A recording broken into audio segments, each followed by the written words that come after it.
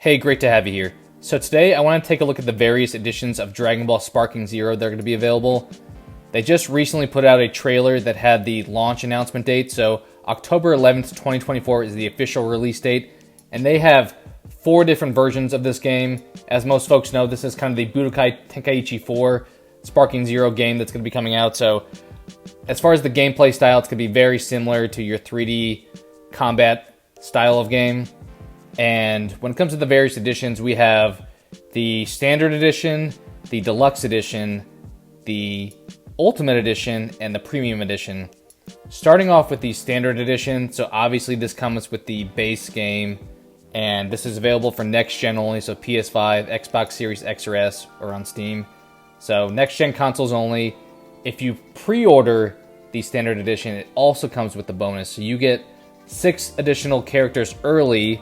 You get the various forms of Gogeta, so you get regular Gogeta, Super Saiyan, and then Super Saiyan Blue. Then you get 3 forms of Broly, so it's pretty much a Dragon Ball Super Broly movie extra early package. You get the base Broly, Super Saiyan Broly, and then full power Broly.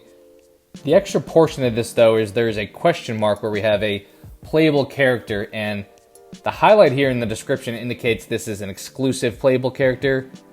The details beyond that say pre-order bonuses may be sold at a later date without notice, so I would be a little bit annoyed if this playable character was only available if you pre-order the game, but the extra language that allows them to sell it at a later point in time makes me think that maybe this is a playable character for pre-orders at launch, but then later on they may add him to be available for the roster to download.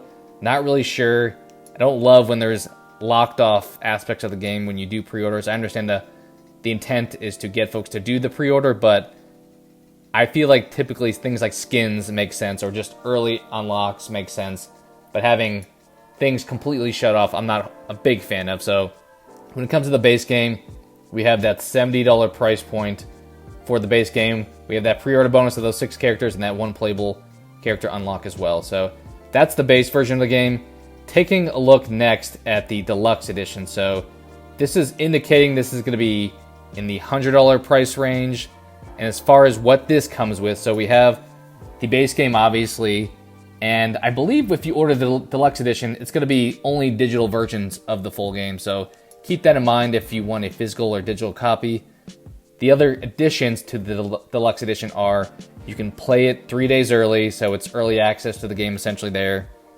And then on top of that, you get access to Season Pass material. So they're already coming out with Season Passes. It seems like obviously most games these days really want to crank out the microtransactions as much as possible. No exception here. It highlights DLCs 1, 2, and 3 are going to be included in this Deluxe Edition, which includes over 20 playable characters. Looks like coming from Dragon Ball Super Hero and Dragon Ball Daima. So the latest Super movie, as well as the upcoming Dragon Ball anime that they're coming out with. In addition to that, it says Season Pass bonus Summon Shenron. I'm not exactly sure what the summons are going to be used for, but that is also included in this Deluxe Edition package. And so that kind of highlights early access to DLCs that we have here. So essentially what you're paying for with the Deluxe Edition is getting early access to the game in general, and then getting early access to and accessibility to various DLCs. If I'm taking a look at this one, it doesn't necessarily feel like overly worth it until you find out what all gets included in those DLCs and see if those are things that you want. The play 3 days early, for me personally, I'm not a big driver of needing, that FOMO of needing it right away, so not really impactful for me. I know some people that may be a mover for, but for me personally, I'm not overly sold on this package. From there, we're looking at the Ultimate Edition. So the Ultimate Edition has a price point of that roughly $110 value. And as far as what gets included with that, we have everything that I mentioned in the Deluxe Edition. So digital game, 3 days early access, the 1, 2, and 3 DLCs, and then the Shenron Season Pass bonus. And then beyond that, for the extra $10, you have this Ultimate content, which if we take a look at the details here, we have an Ultimate upgrade pack, which is Goku with his super costume with a power pole. And I'm hoping that doesn't mean necessarily Dragon Ball Super. I don't know if he really uses his power pole past the Saiyan saga, but that's just probably a nitpick. You have an emote voice set, so just kind of an extra emote situation there. 2-player card backgrounds. So not exactly sure what that is. That may be a physical item.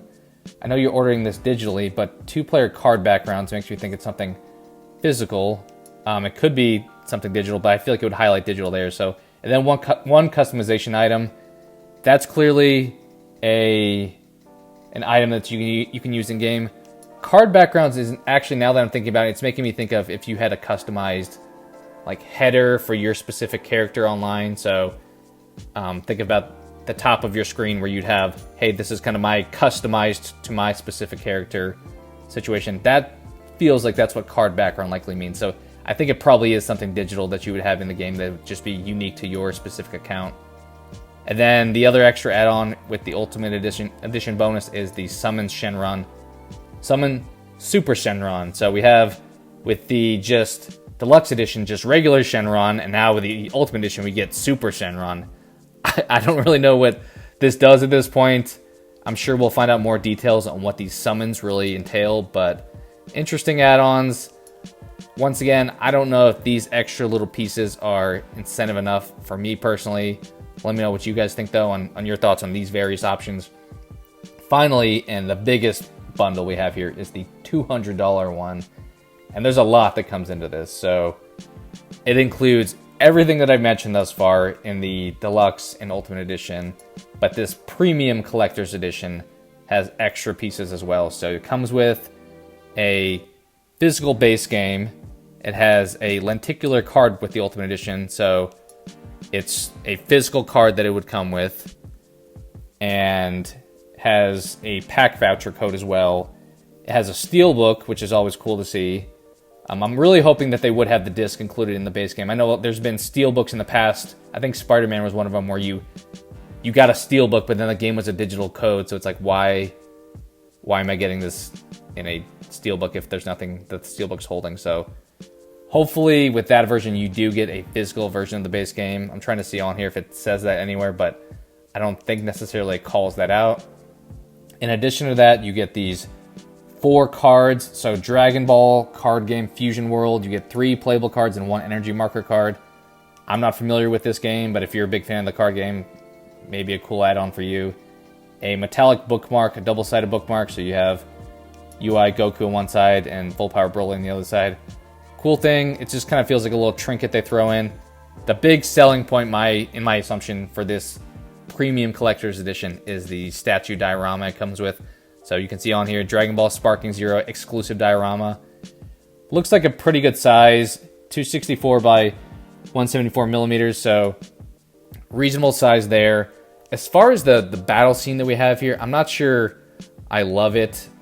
I haven't read the Super manga, but obviously in the anime, there's not really a scene where Broly and Goku fight in these forms. So in the Broly movie, Goku is just in his blue form at the highest level, and then it goes to Gogeta, obviously. But I don't know if this is just supposed to be for fans that really like this game. But as far as representation of the actual show or manga, I don't feel like this necessarily is accurate. I know you have the wording on the rocks here where it says Dragon Ball Sparking Zero, so probably just trying to promote the game itself.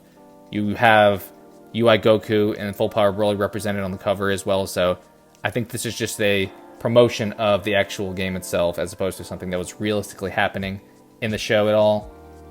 But either way, cool scene where you have Goku looking up and trying to swing at Broly, Broly coming down and attacking him as well with the rocks, kind of being blasted away as they're pushing off of them towards each other. So that's not something representational, so I would be a little bit hesitant to say something I would really want, but it's cool to have these characters in the statue. Any Dragon Ball swag is always awesome to have, so any statue dioramas are a value add in my opinion. This thing being, that 264 to 174 millimeter range, I think that's around like 11 inches. So decent size on this thing. Really cool piece that you could have on display. I don't love the Dragon Ball Sparking Zero label on there. I feel like a lot of times when they have these dioramas or any kind of display piece, having company or representation logos takes away a little bit from the scenery of the whole situation. So, but all inclusive here, we have the Premium Collector's Edition. I think the big additions for this version to go with, obviously the statue, and then that steelbook looks really awesome. You have Super Saiyan Blue Vegeta and Goku on either side of that. The card and the cards and the bookmark, for me personally, those are kind of, you know, extra cool. Throw them in there, but I'm not super excited about them. So what do you guys think? As I said, this comes out October 11th, and we have the base game, comes with the pre-order bonuses. We have the deluxe edition, the ultimate edition, and the premium edition. If you ask me personally, I would probably just lean towards getting the base game. I don't think the value add is there for the deluxe and ultimate editions. Those feel like just early access, little extra pieces that you can get later if you want. They're not necessarily something that you need at this point in time. If I was considering anything beyond the standard edition, it would be that premium collector's edition, which is obviously the cheapest and the most expensive option, but I think you're getting a little bit more with that extra upgrade to the premium collector's edition. Obviously with this game, it's going to be similar in style to the previous Budokai games, or similar-ish to Xenoverse and Xenoverse 2 and Kakarot with that 3D combat style. I feel like they've capitalized really hard on Dragon Ball fans with just continuing to go back to the well when it comes to just putting out, you know, similar type game with, let's go through the Dragon Ball story again, which I'm a big fan of doing. I enjoy it, but it's just always funny that I feel like they can do it so many times and people are gonna buy it, and I know why and I understand why, but it's just it's very easy for them to do. The one thing I do love about this game, from what it seems, is they've been putting out gradual trailers for the roster announcements, and they've been adding characters. So roster is always a huge thing for me. You need to have a massive roster if you're going to have this type of game. You want to have every character that you can imagine to be played as. Seems like they're doing that. I don't want the roster depth to be too much of the same characters. They've been doing a lot of, hey, here's Goku in about 10 other different versions of his power-ups, and same with Vegeta. So hopefully we continue to get that more variety of characters. I know they've had very niche characters they've discussed thus far, so I hope that continues. But either way, what do you guys think about the game as a whole? Exciting that we finally got an announcement date. Looking forward to it. Which of these editions are you interested in? As I said, me personally, I probably lean towards the base game. I don't really even buy a whole lot of games at launch these days. I typically wait for a sale just because $70 is a little steep when I know in a couple months it's going to be discounted in some fashion. So I personally lean towards just the base game, but are there different ones of these that you value personally, or are there things that I'm missing that you may think, hey, this is actually a really great value add? Let me know down in the comments below. We'd love to get the conversation going on your thoughts on this game. Super excited for when it eventually comes out. Really looking forward to everybody getting hyped for it. Before I let you go, one thing I did notice that I wanted to call out, the Premium Collector's Edition is a Bandai Namco store exclusive only. So if you want to ultimately get that version, you're going to have to get it from the Bandai Namco store specifically. So maybe that factors into your decision what you want to go with, but just want to make sure that that was known. If that's the edition that you want to get, that's where you're going to have to buy it from. Thank you guys for watching, and I hope to talk to you again soon. Tri-beams up.